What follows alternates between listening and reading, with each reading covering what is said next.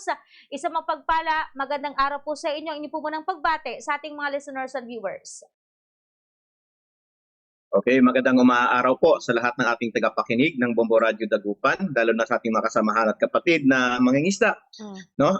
Nais ko pong batiin ang lahat ng miyembro ng SAMAPA, higit sa lahat kanyang leader, no? Walang humpay na pagtulong, no? Si Ginong Aldo Sibayan, no?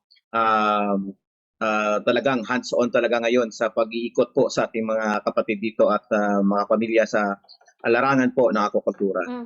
Kayo po, Sir Julius, sa SAMAPA, ano po yung epekto, no, nitong naranasan po natin magkakasunod yung Luis, Maymay, tapos ito pa pong habagat na naranasan po natin over the past few weeks, Sir Julius?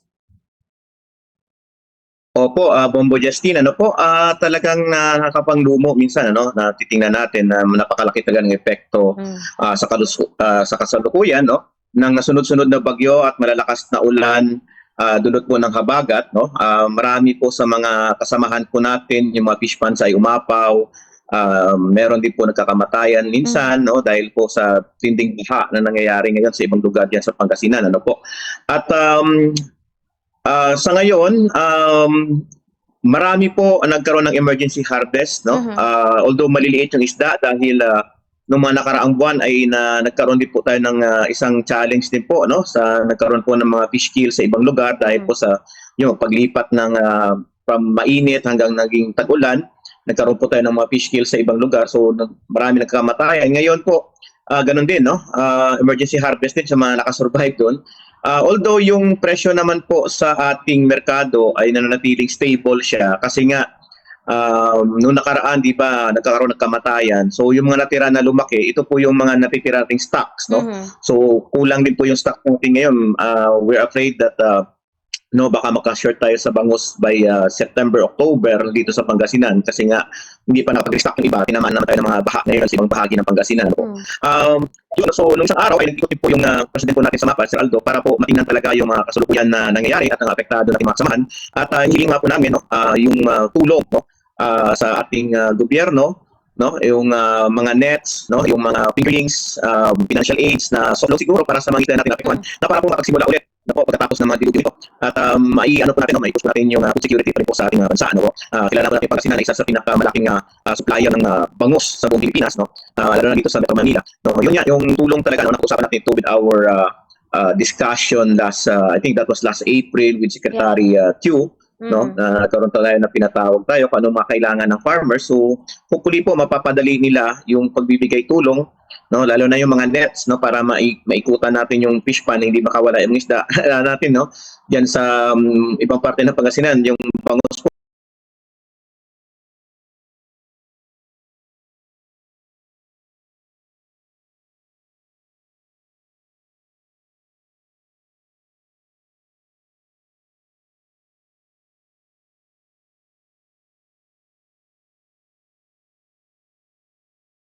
Tumatawid na po ng kalsada, no? So kawawa po yung farmers, no, na apektuhan, no.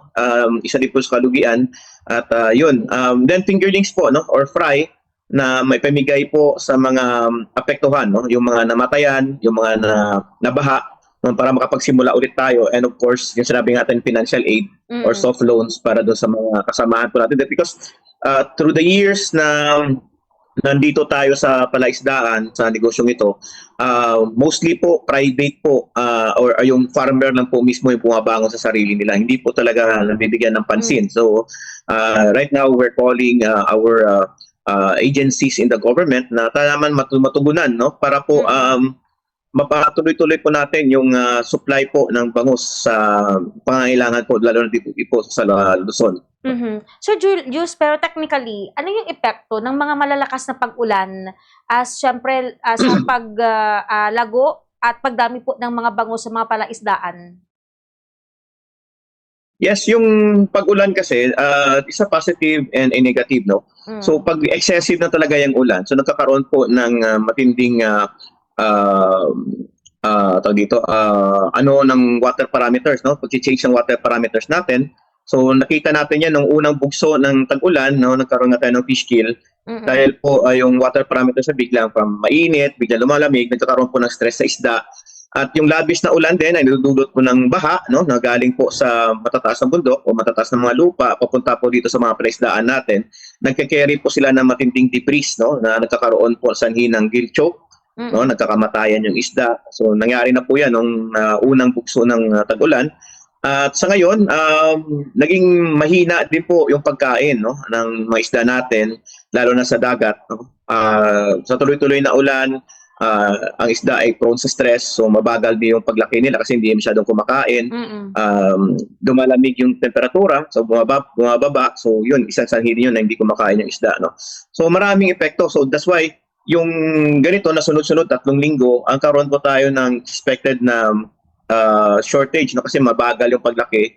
Although maganda naman yung magiging presyo sa palengke because it becomes stable, makakabawi naman yung mga ano, pero makakabawi yung iba, pero yung iba na apektuhan ay talagang matinding dugi din po ang nararanasan nila ngayon. So yun nga, kailangan talaga natin ng tulong. Pero Sir Julius, how about dito po sa mga palaisdaan na nakakaranas po ng high tide? Naapektuhan ba yung kalidad ng tubig na maaring makasama or makabuti dito po sa mga inaalagaan pong isda? Kasi dito po sa Dagupan City, siguro alam po ninyo yan na nakakaranas po tayo ng high tide, sinasabayan pa po yan ng mga malakas na pag-ulan. So anong magiging epekto po dito sa mga inaalagaan bangus, Sir Julius? Yun nga, no, sabi natin, no, kasi ang ulan saka pagdating ng high tide, no, nagkakaroon po ng pagbabago sa ating mga tubig. So nagkakaroon po ng stress sa isda yung dulot niya, no. So yung water temperature dahil sa ulan medyo malamig, bumabagsak po yung water temperature natin. Then yung mixture din ng tubig alat saka tubig tabang, nagkakaroon din po ng tinatawag na stress din po diyan, no, sa pababago, no.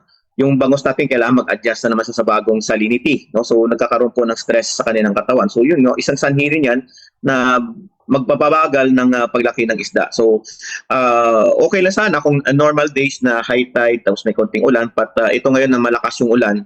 So malaki talaga yung adjustment na kailangan ng isda para po maka-adapt po siya sa environment niya. So isa yan sa mga nakikita natin na lalo na pag weak yung isda, nagkakaroon po talaga yung tendency na magkakaroon ng mortality pag hindi siya nakakope. So isa yan sa mga challenge natin sa palaisdaan. Lalo dito sa Dagupan area, no, na nagsasalubong yung baha at saka yung high tide. So problema talaga ang dinudulot niya. Yes po. So Julius, ilang linggo na lang, bare months na nabanggit nyo yung supply po nito na apektuhan. So ano po yung paraan na ginagawa po ng mga magbabangus sa Pangasinan para matiyak na hindi po tayo magkakaroon ng shortage sa bangus, lalong-lalo na kapag sumapit na yung November and December, Sir Julius, na talagang marami o mataas yung demand ng bangus dito po sa ating bansang Pilipinas? Opo, malis yan, no? Next month, season na nga, no? So yun yung tinatingnan natin. Kaya kailangan natin, no, we are appealing na sa government agencies, sa DA, DTAR, no, yung support sana sa fingerlings, no, para hindi po magkaroon ng malaking gap sa supply, ano po. Although titingnan natin, meron pa namang supply tayo, lalo na mga cages natin, kasi hindi masyado naapektuhan yung cages natin ngayon. But yun nga, yung pagpapakain ay na-reduce, no, hindi masyadong lalaki yung isda, so magkaroon tayo ng delays.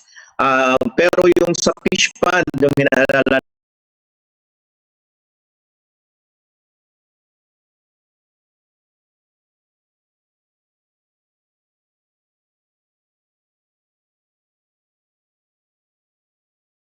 natin, no, kasi marami talagang nabaha, no. May mga umapaw na mga ponds, lalo na malapit sa mga ilog, no. So we are really concerned on the supply later on, no. Kaya kailangan natin ng fingerlings para makabalik kaagad, no. We can still, no, 4 months time, December, kaya naman po natin palakihin yung isda sa ganong phase, no. But importante lang ay meron tayong source ng mga fingerlings na para ma-replenish kaagad yung mga nawalang isda natin. No? So yun po yung appeal talaga natin dyan. But for supply, other parts ng Pangasinan, meron pa naman po tayo. At tingin natin, it may fall short a little bit, but if meron tayong supply ng fingerlings na maibigay sa atin, no, sa mga kasamahan natin, ay I'm sure po makukupo natin hanggang December. Wala tayong pupupuntahan sa stocks. Sir Julius, mataas pa ba ang demand, no, na kinakailangan ng ating bansa when it comes po dito po sa mga bangus fingerlings o yung mga bangus fry na pinapalaki dito po sa ating bansang Pilipinas? Meron pa naman po, ma'am, no. Actually, isa din sa challenge natin 'yan, with the source of fry no, na galing ng abroad, no? Mostly po galing ng Indonesia ngayon kinukuha natin. Madalang na po yung wild caught, no? So, yun nga, sabi natin is at the mercy pa tayo ng supplier sa labas. Although may mga hatcheries tayo dito, pero hindi po enough yung supply natin. So, we need really reinforcement para sa supply. No, and we're really depending on Indonesian stocks no na pupunta dito sa atin because hindi nga tayo makapag-produce dito sa local at kulang na kulang. And I'm sure naman po we have friends there na nakakatulong naman po with regards sa supply no. And they are really supporting Philippine market also for the fry. No, marami pong silang supply basta maganda rin po yung panahon sa kanila. At balita ko kaninang umaga ay nilindol po yung Indonesia, hindi ko pa po alam kung merong yes, no? So, hindi ko pa alam kung nakaka-apekto rin doon sa mga hatchery area. I'm still waiting for news, no? Galing din man po sa mga kasamahan natin doon sa industriya, no? Kung kumusta yung sitwasyon doon. No? Hopefully, hindi na po natamaan yung hatchery areas naman doon. No? So, yun po.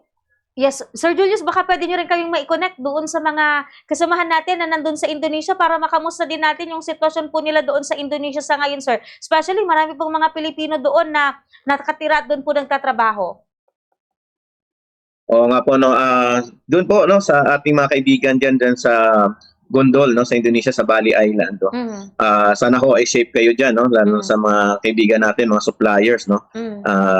Hindi ko na ma-mention lahat, baka magtampo yung iba. No? But sa lahat nyo, alam nyo naman po kung sino kakilala natin dyan. Sana safe kayo lahat dyan at stay safe lang kasi may mga aftershocks pa yan mangyayari. Marami ba tayong mga ano doon, mga hatchery po ng bangusa, Sir Julius, na ang nagbi-maintain, mga Pilipinos po?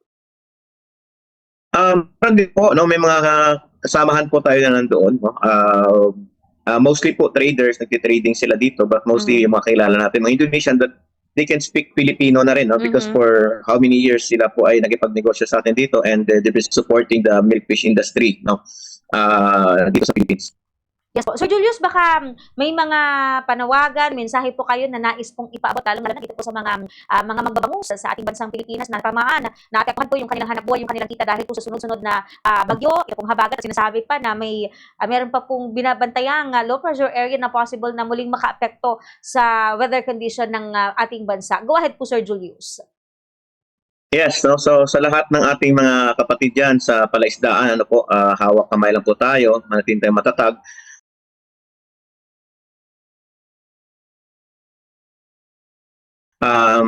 For how many years na naranasan din natin ito, no? Alam naman natin na babangon muli. But at this point, no, nananawagan din tayo dito sa mga ahensya ng gobyerno na kung sana po ay ma-expedite po yung tulong para po tayo ay makabangon agad. Ano po? Hindi na po peperwisyo yung at mantala yung mga stocking natin na stocking especially ng fingerlings at mga fry natin, no? Huwag naman tayo ating iasa lahat sa private sector kasi po talagang bugbog sarado na rin po yung mga nag-operate ng palaisdaan natin. So, kailangan talaga natin ng agarang tulong. Lalo na ngayon, we're entering the bear season, no? Malakas yung demand. And we also know that pag bear season din, malalakas din yung bagyo na So, sana po sa lalong madaling panahon ay mabigyan po ng tulong po mga kasama natin sa palaisdaan. Tama. Yes. Yun na po. Ayan. Sir Julius, maraming salamat sa paglalaan po ninyo ng inyong oras sa ating palatuntunan. Ingat po kayo, sir, and God bless po. Maraming salamat po, Bombo Justin. Hanggang sa muli. Oras po natin, mga kabombo, 21 minuto.